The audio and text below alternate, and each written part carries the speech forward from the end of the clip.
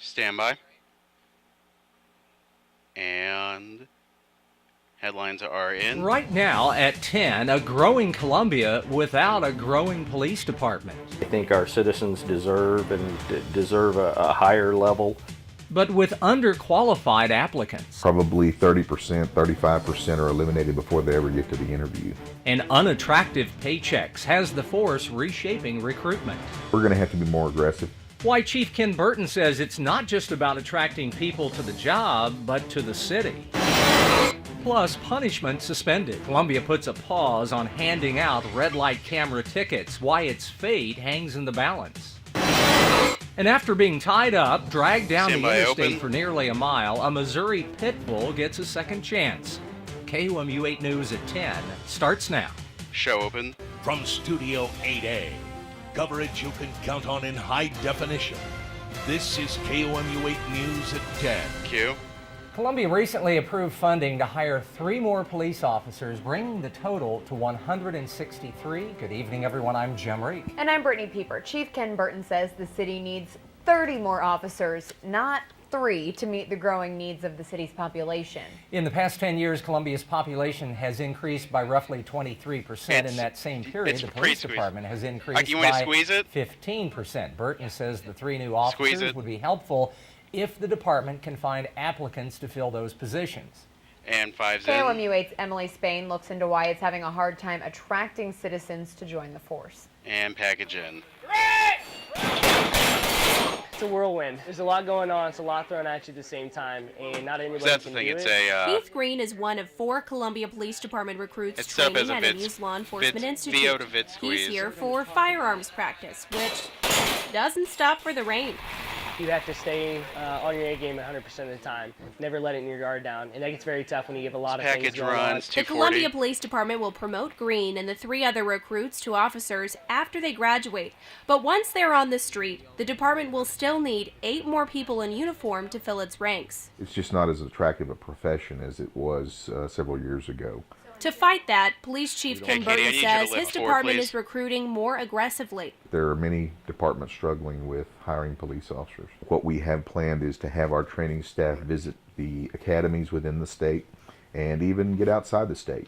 Burton says one problem is many of the applicants the department gets aren't qualified. Probably 30%, 35% are eliminated before they ever get to the interview. You have to have 60 college credit hours. Sergeant Chad Craig serves on the training and recruiting unit and says the department is looking to lower those requirements. The feasibility of allowing military and prior law enforcement experience to offset the college requirement. So, military and law enforcement experience could take the place of 30 college credits. The chief says he's on board. We were hesitant to reduce the educational qualifications anyway.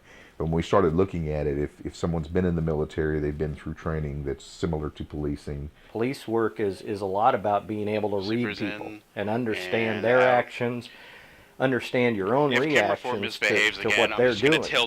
So you can't learn that in a book. Burton says he thinks the paycheck is another deterrent. Somebody coming out of college with a degree more can than make more 45 money doing seconds something out else. from That's this just package. a simple reality. Right now, the starting annual salary for a Columbia officer is $40,000, which is comparable to similar cities in the Midwest. Found that we're competitive, at least in the Midwest, that we're paying what everybody else pays. So the obvious challenge, attract citizens to not only the profession, but the city as well. Still, there are those who don't need to be enticed. That 20 seconds out. If you like helping people, if it's more than just shooting guns and chasing bad guys down, but helping the community out, making sure it's a safe place for everybody, just want to be here and do the best that I can. Come join us. Stand by 5. Emily Spain, KOMU 8 News, Columbia. 5's in, stand by 6. The department is also facing a 20-year turnover mark. A lot of officers have retired or will be retiring in coming months. That's leading to more vacancies and an overall younger force. 6 is in. Red light cameras are back in the headlines, but unlike last week, tonight it's because the city of Columbia is holding off on issuing tickets. KOMU 8's Ashley Arp is live with details on how the suspension affects Columbia drivers. Ashley? And I'm here at the intersection of Stadium and Providence, one of the 4 Columbia intersections with red light cameras. The city decided to suspend prosecuting red light violators today. That means if you cross this line when the light turns red, you probably won't get a ticket. On Roll Tuesday, view. the Eastern District's Court of Appeals ruled the city of Ellisville's red light camera ordinance is invalid because it conflicts with state law. I spoke with city prosecutor Stephen Ritchie today, who said Columbia's red light ordinance basically mirrors the ordinance that Ellisville has. That ordinance made the driver of the car responsible for the red light violation, not the car owner. And Savio's in. Until there's a truly final decision, we've made the decision to hold ours in abeyance until we get that clarity. Ritchie says Columbia will continue to document red light violations, Standby, live shot but he says prosecutors will not ticket the violators yet. They will place any violations made after August 19th aside until a final decision is made. Live shots back in, standby Supreme 4. Court could take it for review, but it could not go through for months. So there's no telling when the decision will be final. Reporting live in Columbia, Ashley Arp, KOMU 8 News. And 4 is in. To Harrisburg, where a 6. fire turned a barn into a total loss. Boone County fire crews say no one was hurt. The barn was so far from a hydrant, firefighters had to shovel in water from the Harrisburg Fire Department. The cause of the fire is not known. 6 in. The state released new numbers this week about deer-related car accidents. It turns out Missouri is ranked 15th in the country, and one mid-Missouri city actually came up 5th in the state. KOMU 8's Maddie Heidenreich found out why. Live trans in. I went on a hunt today with my camera, of course, but the only deer that I saw were the ones on these signs behind me. MoDOT puts up these signs where they pick up the most dead deer. And take package. Last year, we had nearly 4,000 deer vehicle accidents. That led to 5 fatalities and a little over 400 injuries. Thomas Buslowski's accident was more recent. I was actually on my way home. It was just after dark. And where I live, the tree line is right next to the road that I live on, and the deer just decided it was going to hop out right in front of me, and of course had a nice meeting and did some damage to the truck. Buslowski is also a technician at Midwest Auto Works and luckily could save a buck for the damage that 8-Point Buck did to his car. It was cheaper for me just to get the parts myself and then just fix it myself, so that's what I'm doing. It's a heck of a lot cheaper than the deductible. The deer vehicle accident wasn't a first for Buslowski. I was 18. I was driving the back roads between Fulton and Millersburg. And it actually, the antlers poked a hole in the hood, several holes, and then busted the windshield. And actually had a little bit of a piece of glass hit me in the forehead. It used to be a lot more in the country, but surprisingly, there are a lot more of the deer population started to move into more of the standby live shot. Areas. 30 accidents were in Jefferson City, making it 5th in the state for deer-related accidents. MoDOT officials say that deer travel in groups, so if you see one, be on the lookout for 2 or maybe more. Reporting live in Columbia, Maddie Heidenreich, KOMU 8 News. 4 is in. A lot of news from MoDOT today. First, the agency announced traffic fatalities are down this year. It's a good step. MoDOT says this number is still too high. There have been 630 traffic fatalities this year. That number is down 78 from this time last year. This number takes into account any fatal accident involving a motor vehicle. MoDOT says about 63% of those fatalities happen without seat belts being buckled. And VO's in. MoDOT also revealed its 20-year plan today, and it shows the department lacks some serious funding. The report includes more than $70 billion in suggested improvements, but the department only expects $17 billion in funding over the next 20 years. The majority of MoDOT's budget comes from federal fuel tax, but the department says that system does not keep up with funding needs. The department says to keep current road conditions or improve them, it's up to the people of Missouri to raise fees and taxes. Shots in, standby 6 with an Raising OTS. more money has got to be something that the people of Missouri tell us they're willing to do. It's not something that we can go out and do. It's really not even something that the legislature can do. We can propose, the legislature can propose something and put it to the vote of the people to try and get. And Kubrit. Sylvester says possible suggestions for more funding include adding a state fuel tax or raising license fees. To view the full report, you can visit our website, KOMU.com. Q Jim. To the latest for a new conference center in Jefferson City, the City Council heard one of the 2 proposals tonight. The Farmer Holding Company presented its plan for a center near the Capitol Mall. The Earhart Hospitality Group was absent. Earhart plans to build the center downtown.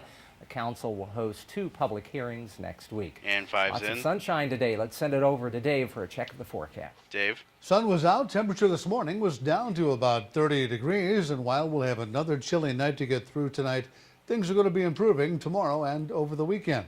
It's clear right now on live Doppler 8 First Alert radar. Nothing to tell you there. Temperatures have been consistently falling off, as you might expect they would. 37 at Osage Beach, 36 at the Capitol, Mexico at 38, Macon at 39, Stand by and a 4 little on Dave warmer for the at tees. 42 over in Sedalia. Here's what it looks like. If you got your KOMU weather app on the iPhone, check it out. We've got that hour-by-hour forecast, which will let you know that we're going to be falling back into the low 30s by sunrise tomorrow. We'll have a look at that weekend And forecast and beyond. Stand Coming by up in a few minutes on anchors. KOMU 8 News at 10. And cue 'em. Monitoring your water, how one MU group is going global to clean up your H2O. Wipe EOQ. And they're in costumes, but it's not Halloween. What made this 5K special later in sports? Break is in.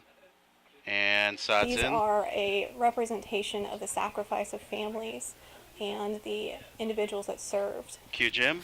A reward for sacrifice that many And 4 are is in. missing. 4 is More in. than 100 medals are stored in a Jefferson City vault nowhere near the rightful owner. The state Vio's in. treasurer's Stand by office 6. collects medals from safe deposit boxes around the state. They used to be auctioned off along with other unclaimed property, but this year a new law went into effect that allowed the office to post the names of the safe deposit box owners online. The medals date back to World War I, and just this year 59 veterans and their families were reunited with their medals. And 6 is in. A second chance for a St. Louis pup. Take a look at this guy. His name is Trooper, and Graphic he was in. dragged down Interstate 55 near St. Louis for nearly a mile, all while being tied to a pickup truck. After dozens of surgeries and nearly dying, he's now feeling better and up for adoption. Change it. The Humane Society of Missouri says it's now accepting online Thank you. applications only to adopt Trooper, and you can submit your Stand by 6 for application the tag. through November 17th. 6 is in. Trooper's old Stand owner by was 4. sentenced back in April to probation and community service. Authorities say when she tried to return the dog to her family, her son tied the puppy to a trailer hitch. And 4 is in. Missouri Hunting Program will give deer hunters a chance to feed the needy for the 21st year. The White Share the graphic. Harvest program lets Missouri deer hunters donate extra meat. In the Change past it. few years, the program has seen a gradual increase in donated deer meat. Change it. That Stand by success 4. has become this year's benchmark. 4 is To find in. out how you can take part, visit our website, KOMU.com. And T's is in. Keeping an eye on your water supply. That's coming up next.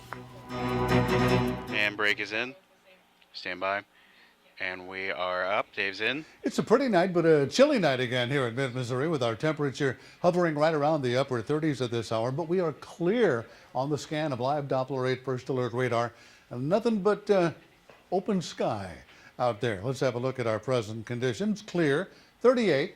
We've got a 3-mile-per-hour wind out of the northwest. Not much of a breeze at all. And our relative humidity pretty low with a dew point temperature at 29. We topped out today at 56. This morning's low right at 30 degrees. And even on the surface map, we don't have a lot to talk about. High pressure down to our southeast keeps drifting off toward the east. Good news there. That's going to allow more of a southerly flow to come back into central Missouri, and that's going to be a little bit warmer for us. So for the next 2 or 3 days, possibly 4, sunny and nice weather for us in the early part of November. So that's looking pretty good. Temperatures tomorrow, this may be a little bit optimistic. I'm not quite sure we're going to make it this high, but we're looking at generally right around that 60-degree mark in many mid-Missouri locations. 62 in Fayette, 61 in Moberly, Macon at 60 degrees. Check out Fulton at 60 and Mexico at 60. Further south, California 63. Lake of the Ozarks the same. And Jefferson City at 62. Again, that could vary by 2 or 3 degrees by 3 o'clock tomorrow afternoon. Clear tonight on the live Doppler 8 First Alert forecast. Mostly clear, chilly, 31 with a wind out of the northwest at 5 to 10 miles per hour. Mostly sunny Friday, just a little warmer than today at 58. And that's about where we ought to be for this particular time of the year. Winds out of the south. And then here's a look at the next couple of days. Check out the weekend. Looking really good. Saturday, mostly sunny, 62. 58 degrees on Sunday, again, mostly sunny. Maybe a few fair weather cumulus clouds. Moving ahead to the early part of next week, Change in the weather coming up Tuesday night into Wednesday. It's a little too early to tell what's going to be happening, but we do have at least a 30% chance of some rain. I'll leave it at that. Okay, not the wintry mix. All right, Dave, thanks. Okay. Hinkson Trail could use some cleaning up. How one MU group is collaborating with experts around the world to make it happen. White Lotto. That's coming up, but first your lottery numbers. Good luck. And morning promo. It was scheduled for October, but moved back to November. A look at the project that's finally ramping up. Prompter, go to audio, carry it please. with them one way or the other. A look at a new variety of Yes, it that please. debuts tomorrow. As we work our way on into the upcoming weekend, gorgeous weather, lots of dry time and sunshine and warmer temperatures. We'll talk all about it tomorrow morning. News near your neighborhood and across the nation is a promise. Every weekday morning only on KOMU 8 News Today, starting at 4:30. And break is in. 1 minute light. 1 minute light. And we're up, Mike Q. Hinkson Creek is on the list for impaired waters around the nation. For the last 5 months, the Center for Watershed Management and Water Quality has been monitoring water quality around the MU campus, water that eventually leads into the creek. KOMU 8's Crystal Cho found out how the water quality is monitored. She is here in the studio with her findings. Crystal? And she's in. Nearly all surface water in Columbia ends up in the Hinkson Creek. One hydrologist told me it's important to work with the university every day to monitor and improve Columbia's water quality. Package in. The only problem is it's got a lot of minerals in it. Columbia's water tends to have more of a taste of chlorine to it than Jefferson City's does. Hydrologist Jason Hubbard monitors Columbia's water quality to check pollution. He says even though drinking water does not come from surface waters, people must be aware that water quality in places like the Hinkson Creek is important. We tend to think we have a lot of water here and nothing to worry about, but the quantity of quality water in the central United States is declining. There are 7 monitoring sites near the University of Missouri campus, and Hubbard checks the sites every day. Everything draining from the University of Missouri campus. About 10 seconds left in this gets package. To Hinkson Creek eventually. All of it. It affects residents around and it affects folks downstream, right? I mean, all the way down to the Gulf, all the way up to the Missouri River, down to the Gulf. The center checks the depth, temperature, and the clarity of surface water in Columbia. And she's in. The center will add up to 3 or more Stand by, monitoring Tease. sites by next year. And Tease is in. Tigers have a date with the Wildcats Saturday. Coming up in sports, we'll go live to Lexington, Kentucky. Break is in.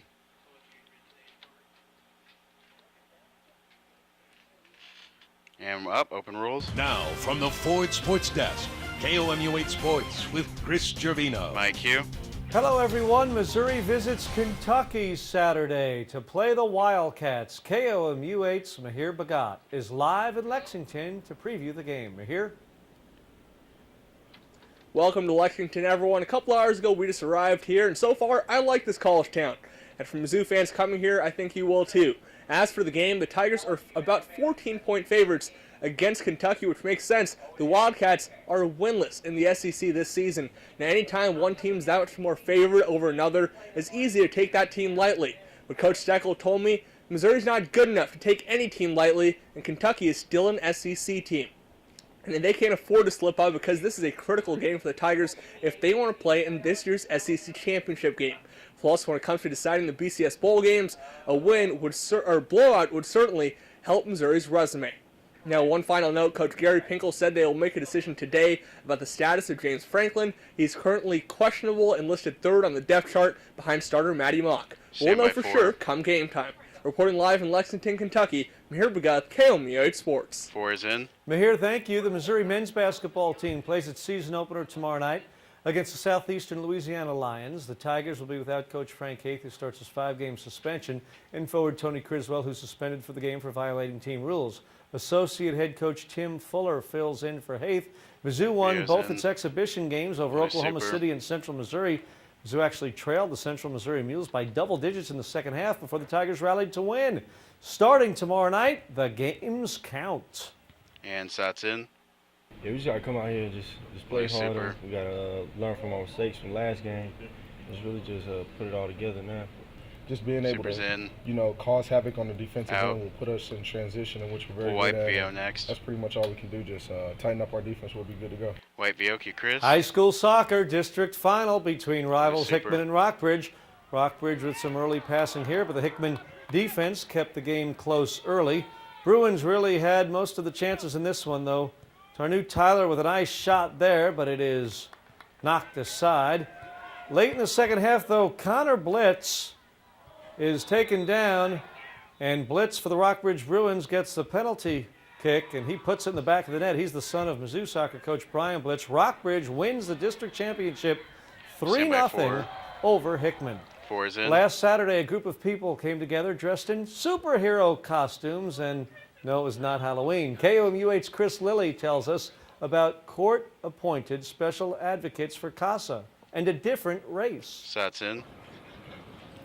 At first glance, this looks like a normal 5K with people running for sport or just plain 27. recreation.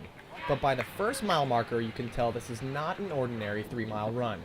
No, the runners are not jumping hurdles, crawling under barbed wire, or even getting sprayed with paint.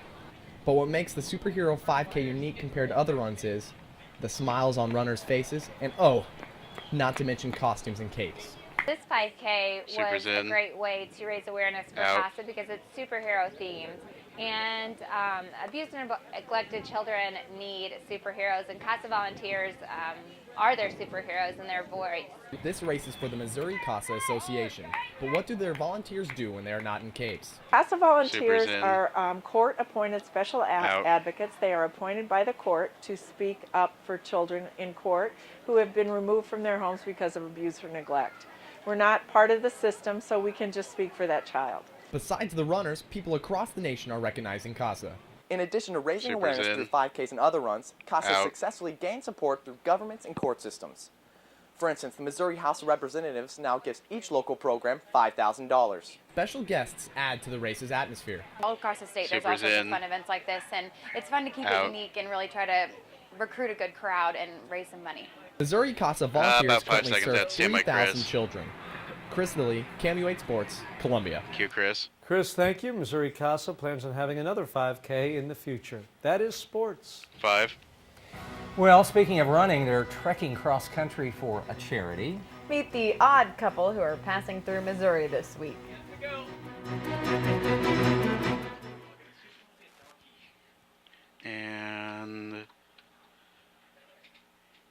And we're up, my cue. A man and his best friend trekking across the country for charity, but we're not talking about a dog. If you look there, that's Steve Westcott and his goat, Leroy. They were in the Show Me State this week on their way to New York City. Westcott hopes to raise $200,000 for the Christian orphanage he and his friend operate in Nairobi, Kenya. Believe it or not, he says Leroy has a charm of his own. Westcott credits his goat as the main reason potential good donors come to talk to him. And Dave's in. Switching gears, one of the most strong tropical cyclones ever has made landfall Friday morning in the Philippines with more than 25 million people in its path. This is amateur video as it was taken. The storm sweeping through Micronesia yesterday. CNN reports at least 3 people, including a one-year-old, were killed. Tens of thousands of people in areas of central Philippines were evacuated earlier today as that monster storm heads toward the islands. And 5. Our weather not nearly so bad. We've got a really nice weekend to look forward to. Graphics, Starting thank tomorrow, you. Friday, partly cloudy, 5 is 58 spinning. degrees. Sunday, mostly sunny and 62. Not quite so warm on Sunday, but 58 degrees. Veterans Day, 57. Our next chance of rain, Tuesday night into Wednesday. And 5's in. All right, Linda and Near here. On May 22nd of this year, I took a group of Channel 8 reporters. We were in Joplin for the 2nd anniversary of the tornado. On that day, a book came out that was co-authored between myself and our former meteorologist, Michelle Bogowith. Joplin, Our Words, Our Stories, Their Hope. Today, we started a new campaign. It's called Kickstarter.com. If you would like to see the hardback book become a reality, go to Kickstarter.com. It's right there on the front page. We need your help. Give us $25, you get a book. All of the proceeds go to the group Rebuild Joplin. They're still continuing to build homes in Joplin 2.5 years after that tornado. Thanks for joining us. Have a great night. Okay, clear.